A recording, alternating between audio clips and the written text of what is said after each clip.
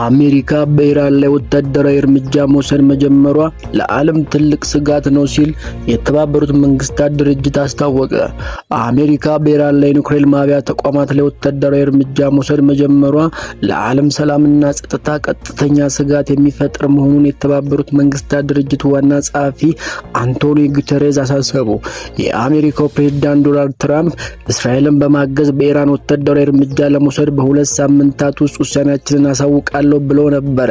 ሌሊቱን ደግሞ የአሜሪካ ተዋጊ አውሮፕላኖች ወደ ኢራን በመላክ በሶስት የኢራን የኒውክሌር ማብያዎች ላይ ኢላማውን የጠበቀ ጥቃት መፈጸሟን ፕሬዝዳንቱ ገልጸዋል። የተባበሩት መንግስታት ዋና ጸሐፊ ይህንን ተከትሎ በኤክስ ገጻቸው ላይ ባሰፈሩት መልእክት አሜሪካ በኢራን ላይ የወሰደችውን ጥቃት አሳሳቢ ነው፣ ይሄ ወደ ዓለም አቀፍ ተዛምቶ ለዓለም ሰላምና ጸጥታ ትልቅ ስጋት የሚሆን ነው ብለዋል። ግጭቱም ተስፋፍቶ ከቁጥጥር ውጪ በሆነ በቀጠናው ሆነ በመላው ዓለም ባሉ ንጹሃን ላይ ጉዳትን ያስከትላል ሲሉ ነው ስጋታቸውን የገለጹት።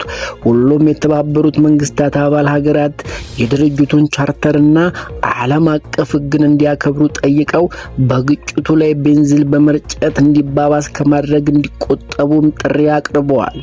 በኢራንና በእስራኤል መካከል ያለውንና ሌሎች ግጭቶችን መፍቻ ትክክለኛ መንገድ አንድ ብቻ ነው፣ ይህም ዲፕሎማሲያዊ መንገድ ነው ብለዋል። ግጭቶችም ዛሬም ነገም ሁሌም በሰላማዊ መንገድ እንዲፈቱና ሰላም እንዲሰፍን ተስፋ አደርጋለሁ ሲሉም ነው የገለጹት።